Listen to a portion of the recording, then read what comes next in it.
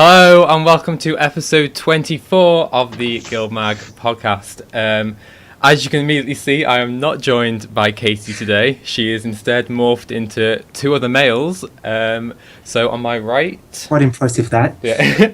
On my right, no, that's the way. We have Aaron, and below me we have Drax. Say hi, guys. What's up? Howdy. So yeah, we've got a massive show to do today. We haven't podcasted for two or 3 weeks, so we've got quite a bit to go through. We're going to be talking about 3 big blog posts that have come out over the last couple of weeks. The latest, obviously, being all the specialisation news. So we're going to cover as much of that as we can.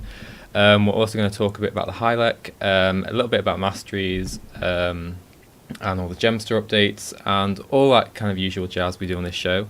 But not 4 hours worth. Yeah, not 4 hours worth of trait news. But yeah, before we do that, since you guys haven't seen these two before, we're going to get them to introduce themselves. So, Aaron, do you want to kind of tell us a bit about yourself, what you do at GuildMag, that sort of thing?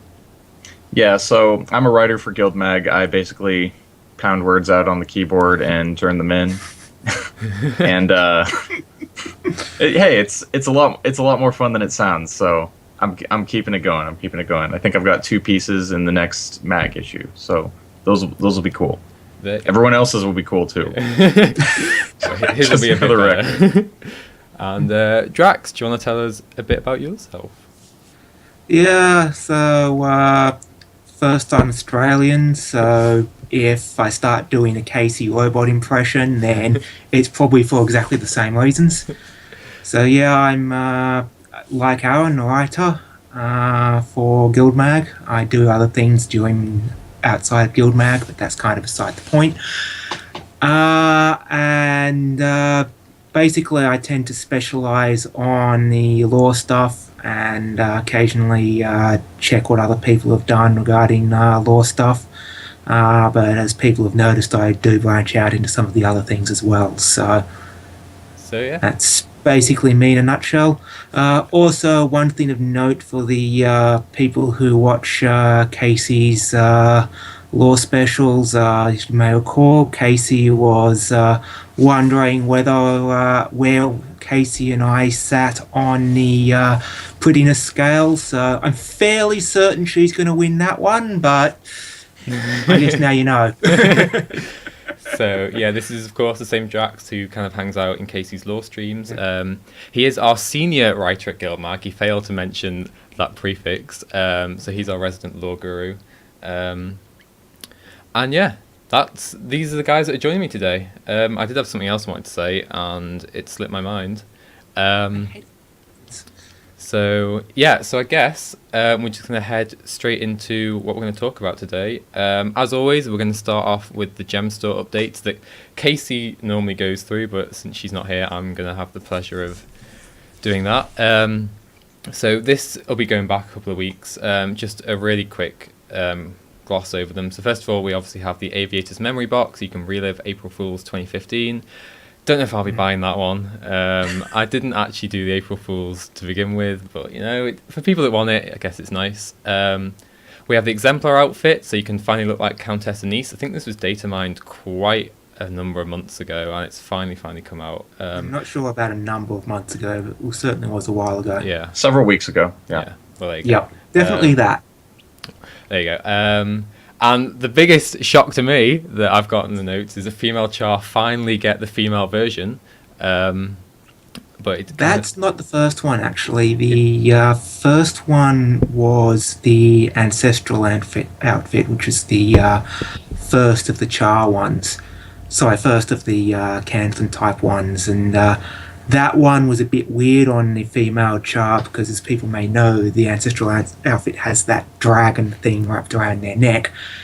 And on the female char, that dragon thing is this massive thing that's sort of all the way around here and about this thick. So yeah, looks a bit weird.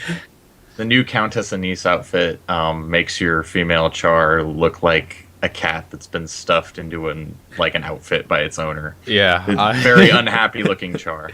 It does.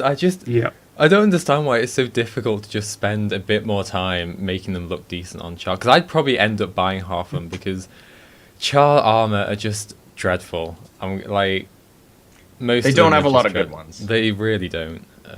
Especially if you care about tail clipping. Yeah, especially. So I just love to have one sort of outfit that was just perfect on a Char. But we're getting there, I guess. We're getting there. We have female versions now. Baby steps. Yeah. So we also have the Mad Scientist logging tool. I don't own any like logging tools or mining tools or anything. But if you're into that kind of thing, there you go. New hairstyles. Oh, this really grates me. The female Char new hairstyles that came out. What were they thinking? Oh my god! Like It's so bad. They were looking to troll you specifically. They must have been like who came up with them? They're just. I mean, one's like that. I'm not going to do a Casey and start. They're all Super Saiyan. Everybody likes mohawks in computer games, apparently. They do. I mean, and giant afros, like top knot afros. they're. I do really like some of them though. I think the female human ones I really like. I actually don't mind the male Char ones. They're not brilliant in my eyes, but I think the first one, the one that's kind of trying to go a bit anime, I don't necessarily mind. I love the new Norn female hairstyles. I'll have to get one of those for my Revenant when I make her, because she'll be a female Norn. I felt a bit weird looking at the male Norn ones. Like the screenshots had like an old man's face, but they looked like 20-year-old haircuts. So Yeah, it was just they were young people haircuts. Yeah, I was just Right. it was a bit like, oh, okay. Like that doesn't go at all. Obviously, the Norn have different standards for these things. They're a free-spirited people. They are. And yeah, Norn have no need of your age-based assumptions. and so we also have the Rainbow Unicorn finisher. If you're like me and you're not very good at PvP, you won't get to use it that often if you do end up buying it. It goes great with the Dreamer. If you've got that, you gotta get it. There you go then. There is that, yes. And occasionally you may get to drop it on, not Twilight, not Nightmare Court. It's one of Scarlet's alliances, I forget the name. The bad toxic, Silvara. the Toxic Alliance. The Toxic Alliance There you Silvara, There you you go. can get to drop it on them too. this coming from our lore person, how could you forget that name? Mind blank. Happens to everyone. And then finally, we have the Living World Season 2 bundle. You can get all episodes for 20% off if you were to buy them individually. So if you haven't finished Season 2, or if you haven't even started it, I guess, then I do highly recommend you do it. Yeah, what are you doing if you haven't done Season 2? Stop watching and go and Spoiler buy it alert, yeah. So that's all the Gem Store updates. A quick mention of what's happening in Guild Wars 1 at the moment. It is its 10th anniversary, which is happening right now. So if you do play Guild Wars 1, if you did play Guild Wars 1, you can acquire Proofs of Legend from doing various missions in the game, and then you trade these in for unique weapon skins, Balthazar and Decade weapons. The Decade weapons actually aren't unique skins, they're just... They are unique skins in the way that they either function uniquely to other weapon skins or they have a unique particle effect. Oh, well, there you go. I didn't know that. That's why he's on the show. I picked up one of them. Oh, there you go. Yeah, I haven't got one yet, so I haven't had a chance to see. So yeah, I can't believe it's been 10 years since Guild Wars 1 came out. I know. Where's the time gone? I think I started playing 2 years into it. Something like that. I started in late 06 and I was 12 years old. Wow.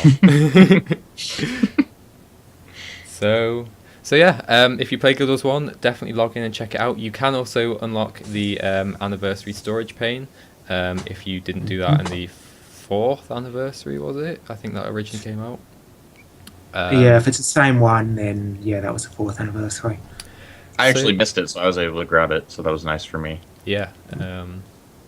So yeah, it was really nice logging back into Guild Wars 1 because we were originally going to do an Underworld run, and then my ping got the better of me in that game. For some reason, it went up to 200. I've got no idea why. But it was not. It was nice You going call back. 200 ping bad? But yeah, I'm used to like playing on like 20, 25 maybe. Like, When you said that you had bad ping, I was thinking about something like 1,000. On my internet, 200 ping is good. You have no excuses now. Yeah. It's just for nothing. I just don't know how you play on 200 And in Guild Wars 1, you don't have as much of a reliance on the Twitch-based mechanics unless you're playing Interrupt Mesmer, so... Actually, we totally could have carried you. We nailed that underworld run to the wall. The spider run, at any rate. Oh, wow. Yeah. So yeah, it was... You know what? I logged in. I had 850 FPS in that game. I was just like, what the hell is this? So that's just something I just check my wanted to put out FPS. there. I can get 60 in Guild Wars 1. I can't get 60 in Guild Wars 2. Time for an upgrade. Yeah, no, it is. Within the next year, I'll be getting an upgraded machine. Yeah, well, my old computer was 2009 era, so I was very glad to get that updated. So that's kind of the general housekeeping done. I was going to talk a bit about Stronghold Beta, but I kind of can't be bothered. I'm just going to skip past that because we've got quite a lot to get through. I think we've pretty much covered it on the articles that were written. Yeah, It was all right. Last week. Yeah, so anyway. that's kind of what I was going to say as well. It was alright. I played like 2 or 3 games and I was like, yeah, you know. I played 2. Well, there you go then. So if you are interested in it, we did write some articles on it at GuildMag, so definitely check that out. So we're going to get into the first of 3 blog posts we're going to cover. First one was released 2 weeks ago. It's about essentially the mastery system. It's called Hidden Arcana, Mastering the Maguma.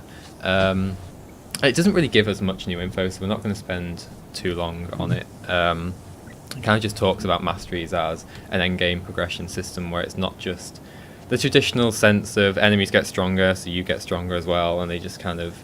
It doesn't feel like you necessarily get anywhere. It's like the Red Queen's race.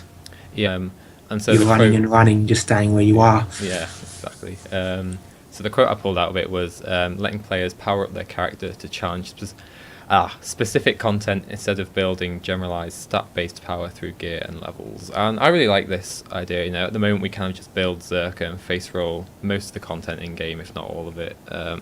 So it's nice to kind of have gated progression in a sense of content you can't necessarily do without these masteries, and it's I just like it as a progression system. The one issue I have with it is when we've got all the masteries, what's next for it? You know, how does it stay an endgame system like 6 months down the line after release? I think it's generally accepted there that people are going to get all of them at some point, and then they're going to be back at having everything till the next expansion comes out. But the same thing happens with your old-fashioned get bigger numbers to fight things with bigger numbers. People are going to max out, and then you have to make the new thing go on top of that. But this does have the advantage that you actually feel like you're getting new abilities and new abilities to do things rather than just being that Red Queen's race we discussed earlier. Yeah, it's horizontal progression in the sense that your enemies increase in versatility, and so you increase in versatility, not necessarily in raw power on an upward scale. Yeah, I completely agree. That's a good way of putting it, yep. Yeah, I've been playing a lot of Final Fantasy 14 at the moment, kind of preparing for that expansion that's coming out at around the same time as Heart of Thorns. Well, it's coming out in June basically, so it's kind of Heart of Thorns' main competitor, assuming that comes out sort of August-ish. And in that game, it is purely increase your stats. The actual the max level in the game is level 50. The maximum item level is 135. So it's like it's a way to do it, but it's not necessarily the best way, I don't think. And I definitely think this is going to be...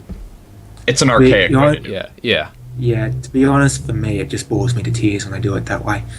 Yeah, I stopped playing it last summer, kind of September, and then I logged back in about a month ago, and I was just completely outdated, and I was like, oh, gotta start the gear treadmill all over again. Start banging your head against the wall. So it's nice because the mastery system essentially negates all that, because it's like you're not going to be, you know, you could leave for 6 months, you're not going to be outdated in whatever you're doing, because your enemies aren't going to suddenly like gear's not suddenly going to go like you that. can still play the content. Yeah. You just might not have these little bonuses here and there that other people with masteries might have. Yeah. Yeah. And so in chat, TK points out, I wonder how will these be scaled for some of the lower level boss events like Tequassel? I think the way it's going to scale there is they're just not going to be important for those lower level boss events.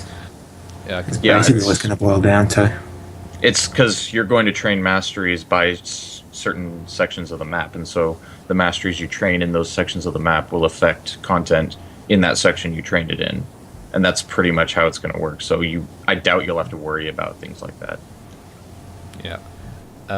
They have talked about having masteries in the core game, but what that will turn out to affect, we don't know at this point. They haven't given specifics apart from the precursor crafting and a few other things of that nature.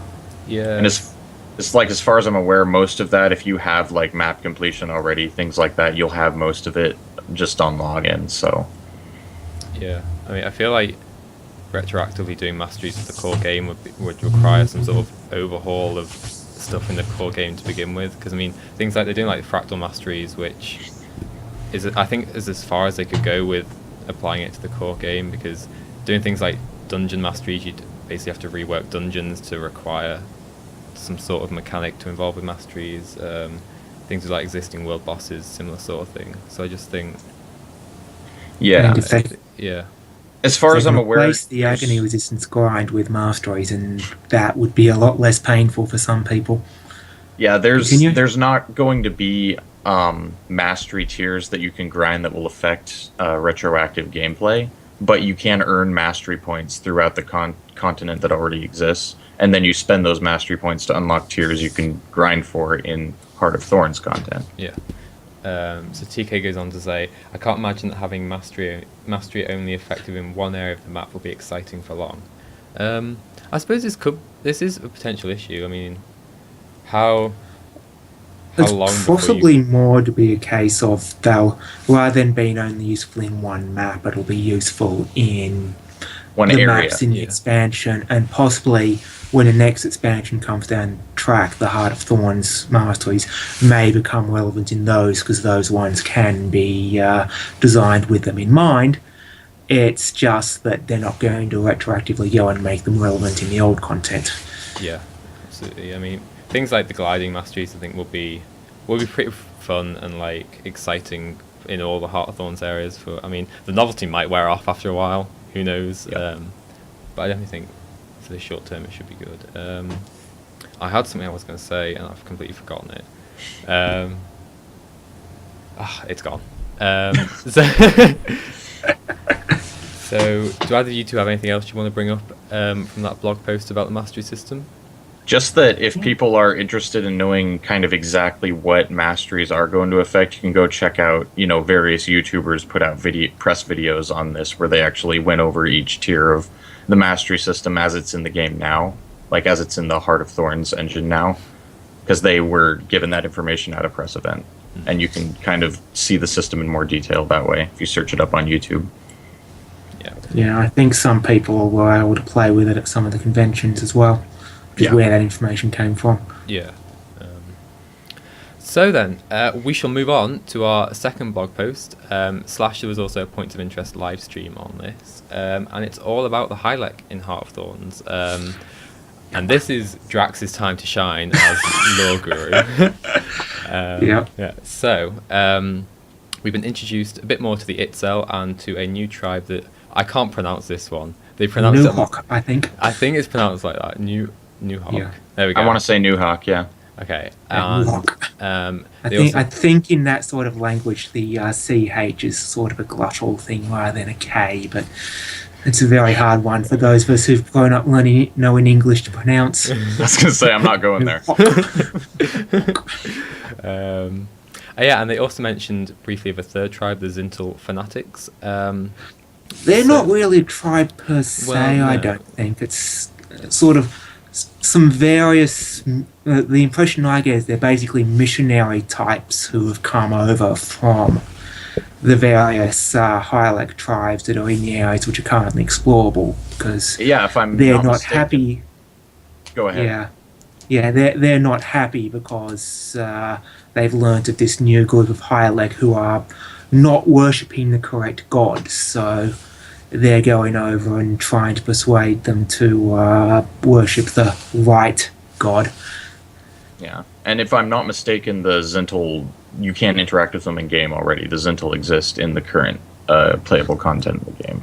Well, there's the Astrozintal Foregrounds, which is in Sparkfly Swamp, which is basically the center of the religion, but how connected the Hylek of Astrozintal region are to the missionaries that are going into the jungle, we don't know at this point. It's questionable. Okay. Yeah. I mean, it's quite a way away. If you actually think about the actual map. Yeah.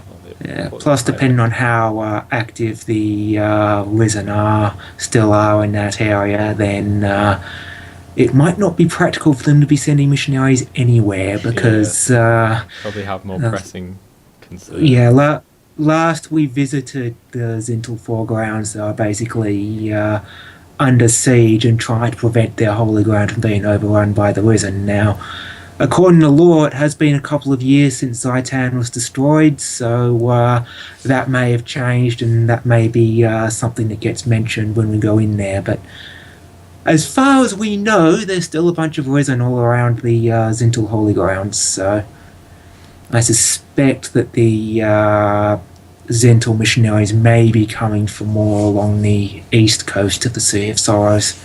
But we will see. We will indeed.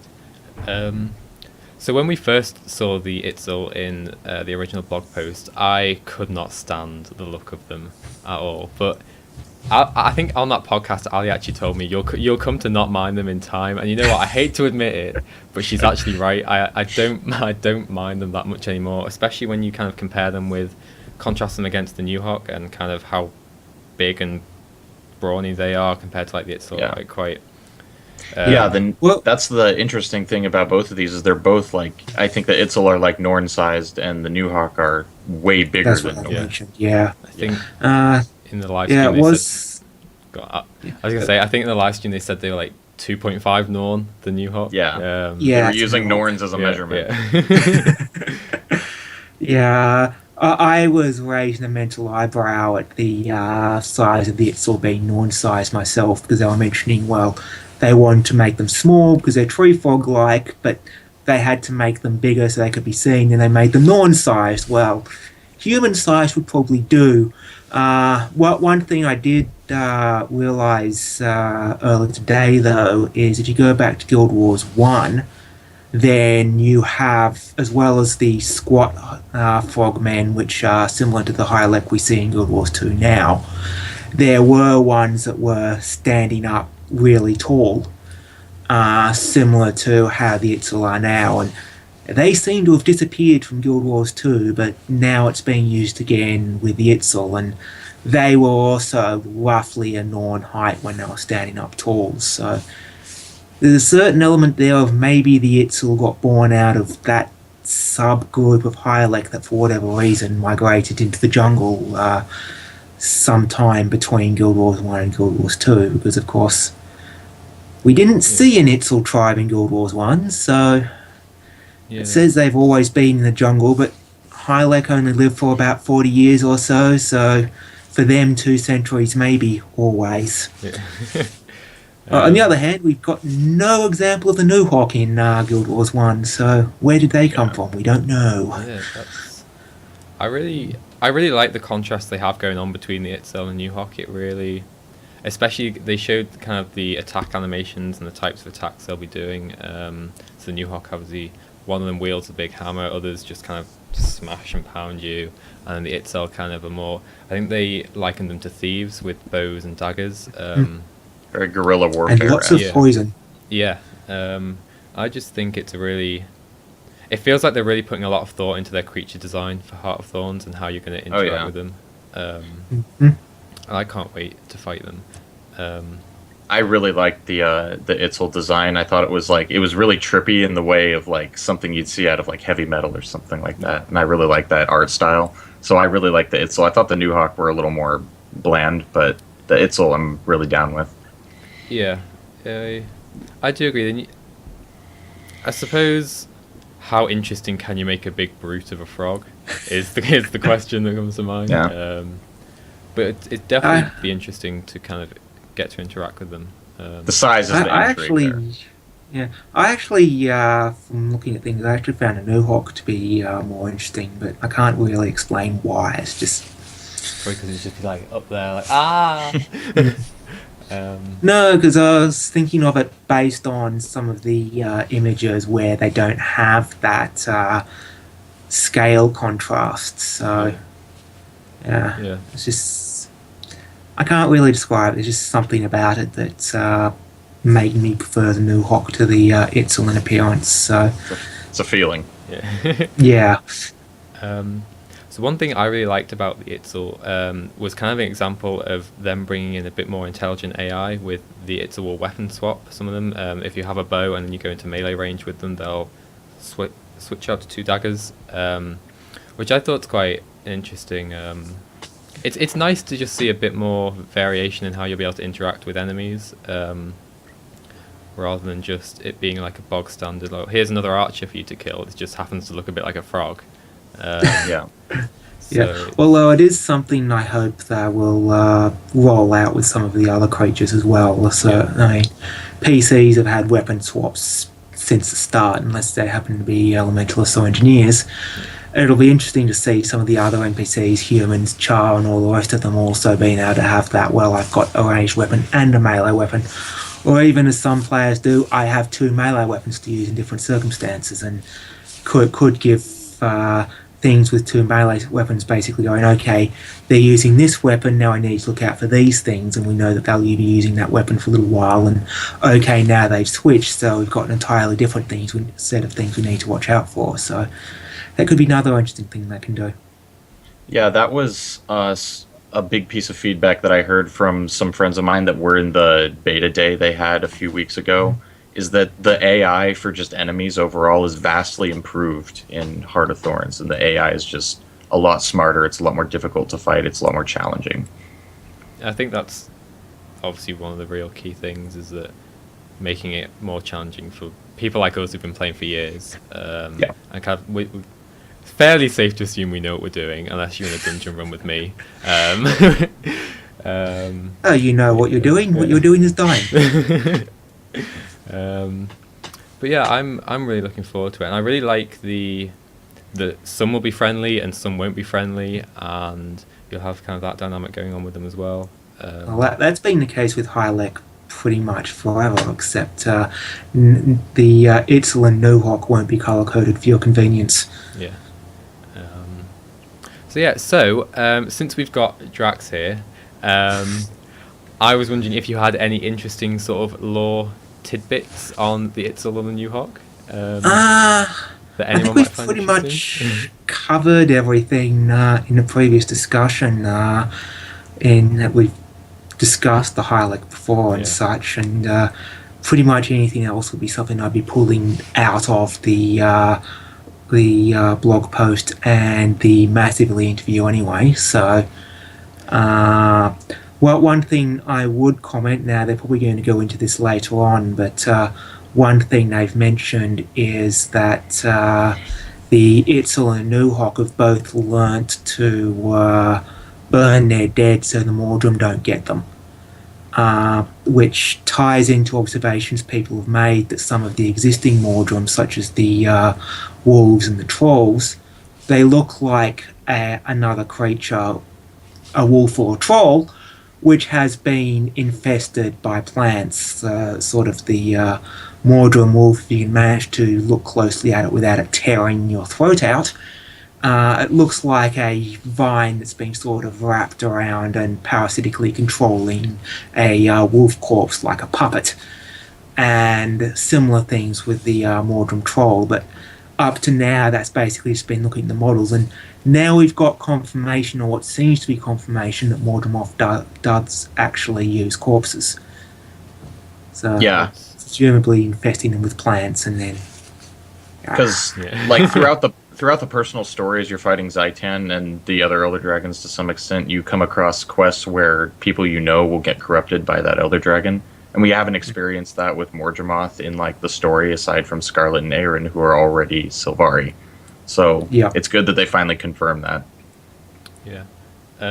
So TK asks in chat, and I know the answer to this. It's a lore question, and I know the answer to this. So he goes, so I wonder if the new versions of the Hylek worship something other than the sun, since they don't believe in gods. But Chris/Drax, Yep. I'll let you. I'll let you. Field that Yeah, one. they're worshipping Amayale, I think it is. So I'm not going to try and pronounce it. But Yep. Which is basically they have deified the jungle itself. So they have a philosophy that in fact, this is actually one of the things now that you remind me that I was thinking of pointing out before.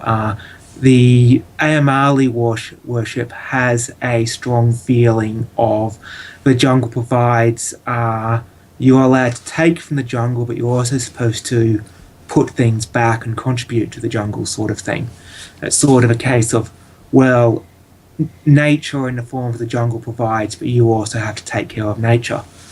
One thing I was thinking now, and this sort of comparison's being made before with the Quaggins, is it'll be interesting to see how humans respond to that, because that's a very Melandro-esque philosophy. And coming back to the Zintel Hylek, on interesting tidbits, which I was thinking earlier and I'd forgotten when you asked a question earlier, so I'm glad that question came up, is that the Zintel Hylek have a very basically go forth and multiply, and they don't really care about the environment around them very much. They will overpopulate and consume all the resources there, and their way of dealing with that is they then either fight over the resources that are still there, or they will split up and some of them will go elsewhere. So that's a very distinct difference between them, in that the Amayali worshippers prefer to look after the environment, while the Zintel worshippers basically go, well, we'll just consume everything and then we'll deal with whatever happens afterwards. So interesting contrast there. yeah, definitely. It also goes into the stuff with Morgemoth, is that they have the idea that Morgemoth only takes from the jungle, Morgemoth does not give back to the jungle, so that's one of the reasons why they consider Morgemoth to be an abomination. There we have it then. Everything you could want to know on the Hylek from Drax. So I'm going to move us on then to the specialization stuff, the thing that everyone's here to talk about. 25 minutes left. Yeah. So we had 2 blog posts and a 4-hour Ready Up live stream on it. So I'm going to do a quick TLDR of the first blog post we got, and then we can talk about that, and then we'll move on to the second one. So the first one was just a primer on what's happening with the specialization system. So for anyone who hasn't read the blog post yet, here's a quick rundown. So specializations will be replacing the current trait system. Each profession will have 5 core specializations similar to the old trait lines, and at level 80 you'll be able to choose 3 of them. Each specialization line will have traits in them that define it, so you'll get 3 minor ones, and then you'll be able to choose 3 major traits, each of which will have 3 possible options. So essentially you get to pick from 9. And then these specializations, unlike the current trait lines, won't give stat bonuses. All this will be shifted into bigger base stats and more focus on your gear. And then there were some interesting screenshots just how it worked. I recommend you go and check out the blog post if you haven't already, just to kind of see the UI for it. It's quite cool, and it wasn't actually what I was expecting. Like when they first talked about specializations, I wasn't expecting this whole kind of overhaul of traits and working it into that kind of thing. And Yeah. I actually think it's a really I was expecting new trait lines, but not a total rework of the system. What this Yeah. feels like is the with at least the core specializations and the UI revamp, it feels a bit like an afterthought to how they originally announced specializations. I think this is an idea that came in later. Yeah, I I got have that as well. yeah, they did at one point show some screenshots of the Revenant trait lines, and the Revenant trait lines looked like it was basically there was a broad trait line for all Revenants, but then the other two, which were the ones who were in the beta, were the not, well, the show off thing, were a Jarless trait line and a Malak's trait line. So it was looking like the Revenant, they were basically going, well, you only get access to three trait lines, the basic trait line and the trait lines which are based on whatever legends you happen to have. So I suspect what they've done is they figured out a system that works for the Revenant, and then they decided, well, actually, we like this, we're going to backtrack and put something similar in the existing professions as well, except in their case, it's not tied to what the entire back end of your bar is doing. So, Yeah.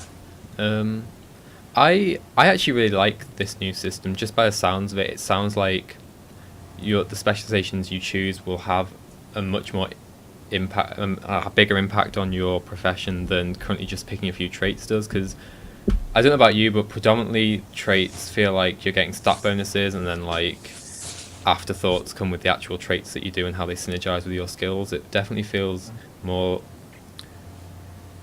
What's the word I'm trying to go for? I can't remember. It feels more like you're. Oh, I don't know. Take over. just making a build. Yeah, actually, I do things the other way around. I generally go for the traits I want, and then let the stats take care of themselves, because you generally get more of your stats out of equipment anyway. So you don't really need to put all of your traits into your berserker stats, and then But pick whatever min-maxing. traits happen to be. Yeah, min-maxing. Except you can sometimes get more useful traits for what you're doing off the other lines, and Yeah. The thing is, at the really end of useful line, traits. it's only take another over. 300 power. Yeah.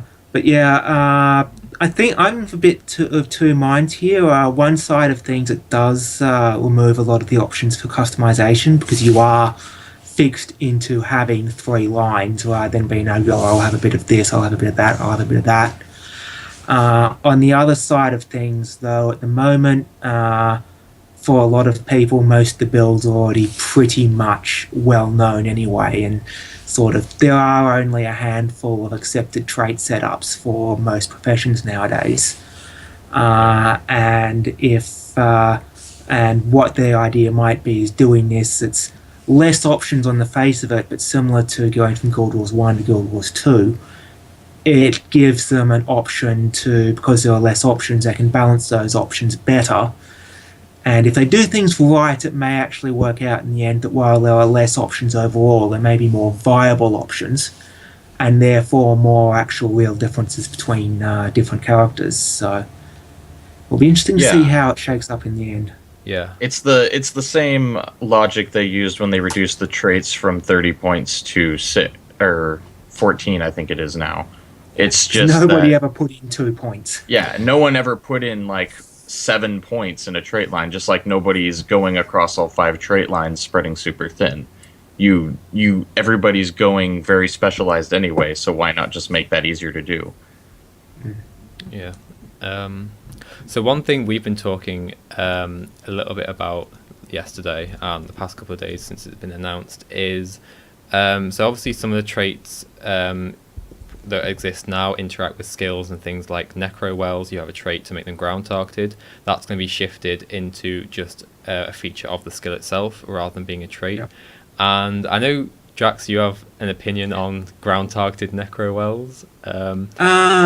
Well, both the wells and the consecrations are doing it with that. It's sort of a case of it's both an advantage and a disadvantage, because it's Depending on how you play. depending on how you play, exactly. there have been times, particularly when I've been playing my Guardian, where being able to go, well, okay, I'm going to put the Wall of Reflection over there. It's more useful than putting it at your feet. But on the other hand, it does require that extra step unless you're using quick targeting. And then it's half guesswork on exactly what's going to land anyway. Unless you're using something like quick targeting, it is often a lot more convenient to just drop it at your feet rather than having to actually place it.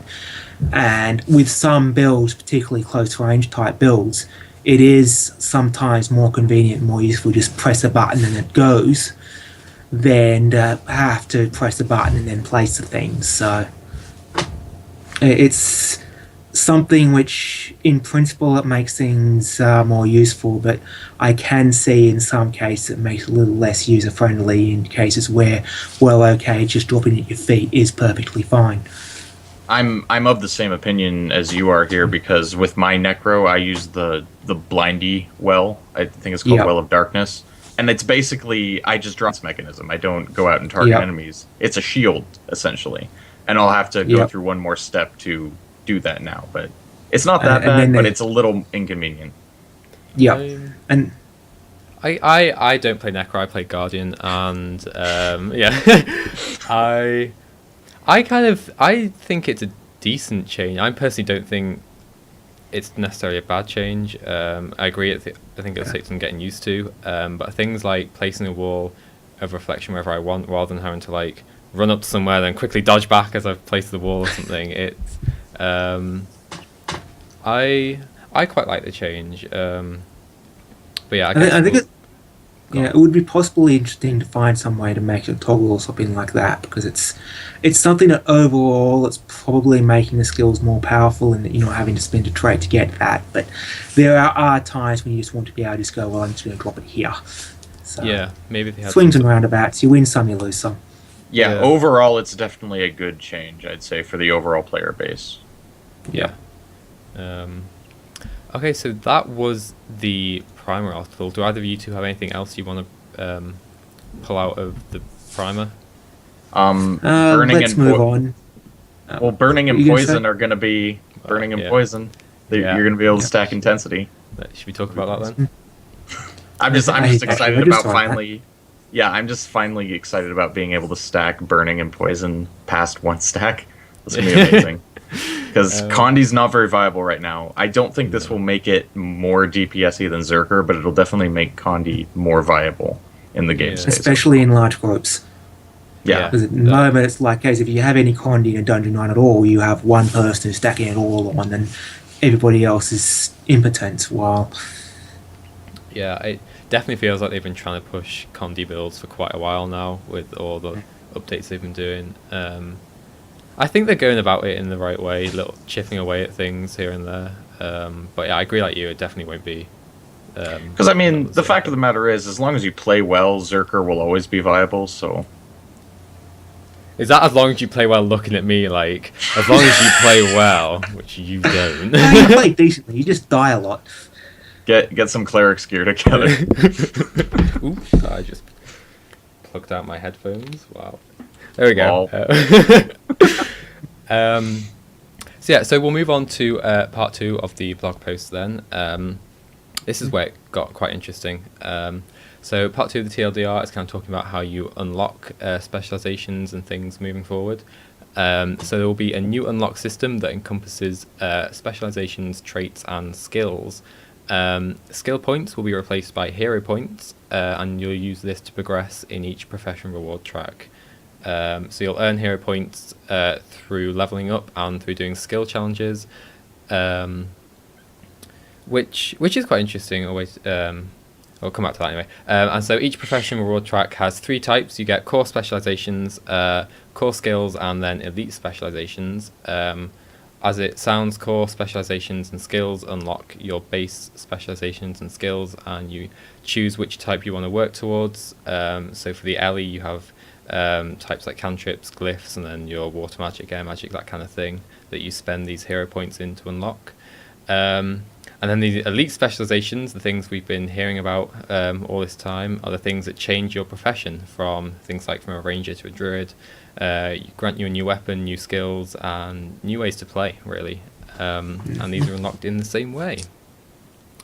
I really like this new kind of reward system. It feels very streamlined and very just nice is a word I want to use. I quite like it. Intuitive. Yeah. Yeah, and which is something which they're aiming for. It's got a very clear path for them to add more stuff down the track. So, Yeah. One thing I would like to point out about the Elite Specializations is a bit of information people pulled from a screenshot in one of the blog posts is that you can see all the specializations listed along there on the side, and at the bottom it says Tempest. And a lot of people are assuming that this is going to be the Elite Specialization. That's not developer confirmed. So I just be believe aware of it that. was mentioned in the it's on the on Dolphy's summary of the who's he wants me to call it? POI? It is on. Yeah, it is on POI. Dolphy's. Yeah, Oh, was so it mentioned on POI? I don't. Yeah, it was probably mentioned on the POI. I think it might So be. it's probably it's probably at least the placeholder name, if not the final name. So in chat, NetK says it's confirmed on stream. So there we go then. It was Yeah. confirmed on stream. Okay, I must have missed that part then. Never mind. yeah, So yeah, I really like it, and what was I going to say? I keep doing this today, forgetting things. It'll come back. Yeah, it'll come back. Okay, so I'll talk about the next thing I was going to talk about then. So one thing they mentioned in the blog post is some professions will be getting a single main hand or offhand weapon, but each weapon should really open up some new playstyles. This is something I kind of wanted to question: how much can an offhand really change a profession's playstyle significantly?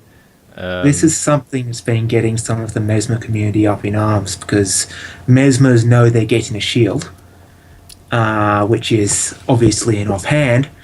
And for Mesmers, it's particularly bad because Mesmers only have 2 on-hand weapons they can combine it with. There's a sword, which is melee, and as they said elsewhere, they're taking retaliation off Mesmers because they're saying Mesmers really should not want to be hit. So taking a sword into melee with a Mesmer may be less of a good idea in the future. And the other option is the Scepter, which of course creates clones regardless of whether you want it to or not, which can interfere with some builds. Like if somebody wants to be able to maintain 3 phantasms for fighting a boss or something, well, you can't do that if you're using a Scepter. So both of their main hand weapons have problems with it, and they've already got 4 offhand weapons, which you may or may not be able to use because of the problems with the main hand weapons. And now they're adding a 5th. How much is that really going to help? So that's the QQ side of things. On the question you're actually asking, though, one of the things they've mentioned is that they're also adding, a new trait line in there.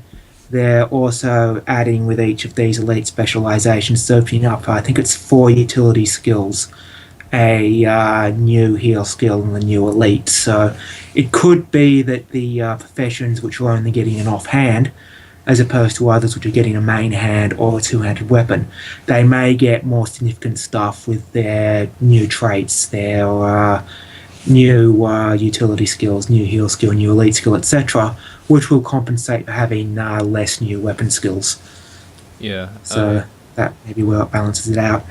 I mean, if you take a look at the Revenant's utility skills, it definitely feels like they do a lot more in a way than current utility skills do. Things like the chain and the road you can put down, and Malik's condition spreading, all that kind of thing. So they do have a cost, though. Yeah. At the expense of your energy bar. So yeah. So I don't know. I guess we'll have to wait and see. And like TK points out in chat, things are still subject to change. So nothing's like fully properly confirmed yet. So at the moment everything's just kind of speculation. I imagine it's a talk they've had about how much is this offhand going to impact, because there'll be a reason they chose to go with that offhand compared to another like 2-handed weapon or just main hand or something. Yep. So I'm putting my faith in ArenaNet that they know what they're doing, and it'll all be fine in the end. I think they have a fairly decent track record. So Yeah. one thing They've I made would some like mistakes, to but one thing I would like to mention is I don't know why they decided to rename skill points, because they're still skill points and their functionality. They just changed how you spend them. So I think it was kind of redundant to rename them hero points. Like, you could have just left them skill points. Well, I guess skill points kind of assume, because you kind of unlock specializations and traits as well. So do they class? I don't know. Would it confuse people that on the you're other skill hand, you get points- more skills doing that and Yeah, adjust I- your skills. So I mean, since I skill mean, all points will be trades are doing now is adjusting skills. since skill points will be completely gone though after hero points come in, it's like you're just renaming skill points. So I don't know. I thought it was a bit redundant. It is that does bring me up one thing I was going to say though is they're talking about replacing your excess skill points with Mystic Forge crafting materials. I hope that goes into the wallet, or at least can go into a collection, because I've got something like at least 3,000 skill points on my various characters, and that's with all of my skills unlocked, etc.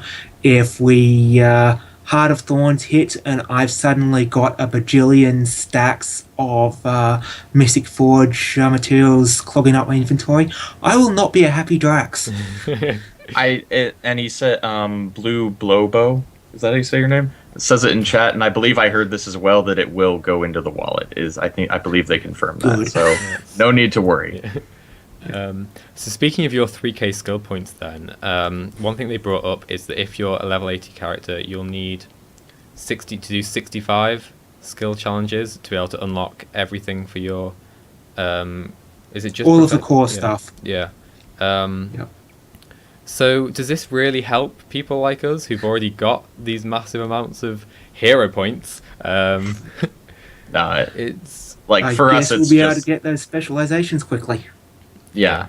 We'll just have these unlocked on login. So Yeah. it's. I mean, I'd like to see a bit more.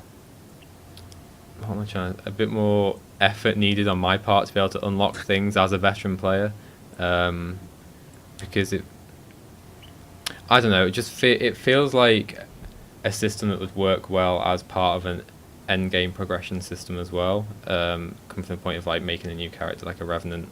But if I've immediately got a ton of hero points that I can just unlock everything with, it doesn't really feel like I'm progressing, because I've just got it and I've just done it instantly. yeah. We'll see. Personally, I find the progress is learning how to use it once you've got it, rather than jumping through hoops to get it. So I'd be fine with that myself. Yeah, exactly. Like I'll instant level my Revenant to 80, but I'll still enjoy the journey of learning how to play the Revenant and playing around with it. So It's fair enough. I've done it again, third time. I forgot. Wow. Okay, so what was? So yeah, they did obviously a 4-hour Ready Up live stream on all the traits that are going to be changing. I personally didn't watch the live stream. I started reading a few summaries of it, but I didn't really get very far. Aaron, I think you read up a bit on. I some stuff, didn't you? watched about an hour of it, and I realized that what it's going to be, and it ended up being this, was just them meticulously going through, here's exactly all the traits we're switching out, putting in, changing here, there, and everywhere. And so I was like, I can read a synopsis of this later, because like, who has 4 hours to sit down and watch that? I didn't.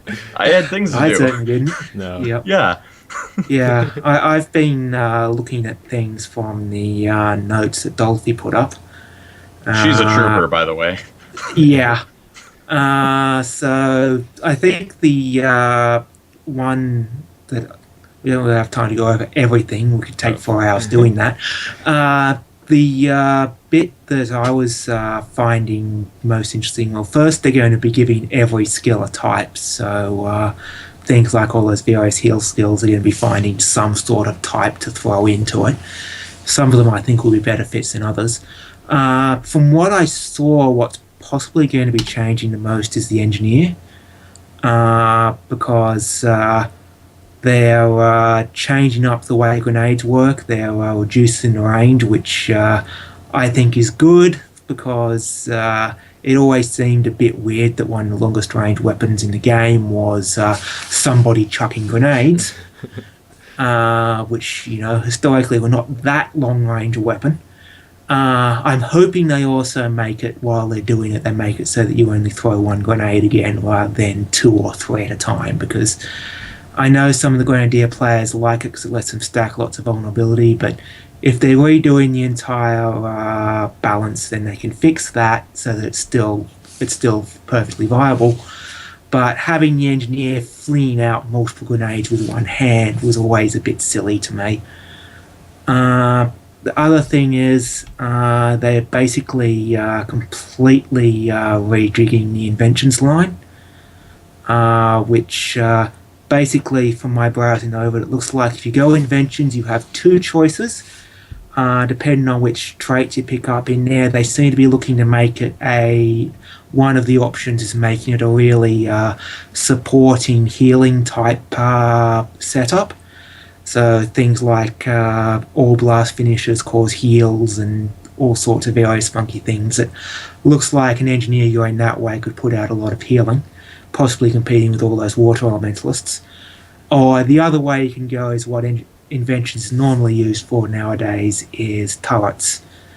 But they're actually now consolidating experimental turrets and the stuff that's already on the inventions line. They're both going to be on the inventions line. Third thing I saw, which is a big change for engineers, is they're making explosive shot on the pistol and jump shot on the rifle. They're making both of those count as explosions. So all of that stuff in the explosions trait line, which previously was basically only useful if you were using bombs or using grenades, well, now you can pull out a pistol and you'll get the benefit of that with a pistol as well. So make that whole trait line a bit more useful for engineers that aren't going grenadier or bombs. So Like me, because I use dual pistols on my engineer. yeah. So I think that's going to be a big change on how engineer metas work. Yeah. And I mean, biggest engineer news of all, we get to see our back pieces.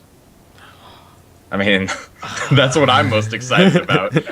Build changes aside, I can see my back piece with a kid on. That's crazy. That is. I did not see that part of it. Yeah, I know a lot of people have been crying out for it though, so yeah, they've made it so we'll be able to do that. So I'm very excited to, because that's why I don't run kits on my engineer, because I like my back piece. So maybe I'll start doing some kit stuff. Yeah. Mm-hmm. All right then. Well, we could spend forever going over all the various profession things, but we don't have 4 hours. So do either of you two have any last closing things you'd like to bring up about specializations or anything in general? Can't wait. There we go then. yeah, it'll be interesting to see what else comes out down the track as more things get announced. Apparently they're starting on specializations next week. Considering that they've been using the Elementalist as their prototype for the blogs here, and it's been mentioned that the Tempest is a specialization, I'm guessing that next week we're going to see the Elementalist Elite specialization, but I guess we'll see. Yeah. Could be interesting to see if they do things in the same order as the initial releases, in fact. So that would be Elementalist, then Warrior, then I think it was Ranger, and then so on and so forth. That would be cool, actually. I'd like to see that. That would be really cool. So yeah, that's it for this week then. Big thanks to Aaron and Drax for joining us, filling in for Casey. Hopefully we can have you both back on at some point. That was fun. Yeah, it's been great. So yeah, don't forget, if you are watching the recorded version of this, we are live every Sunday at 10 AM GMT / 11 AM BST if you're in the UK on twitch.tv/GuildMag. Come in, share your views It's with us. about 8 PM on the eastern seaboard of Australia, There you and so go. on and so forth. And yeah, keep an eye out on guildmag.com either today or tomorrow. We will have our next magazine coming out pretty soon, all about Heart of Thorns and Maguma, and there's some really cool stuff in there. So make sure you keep checking GuildMag. Obviously, we'll announce it on our social media when it comes out. And yeah, it should be really good. So that's about it for this week. So thank you for everyone for joining us, and I will see you next week, hopefully with Casey. So bye everybody. See you, everyone. Sayonara.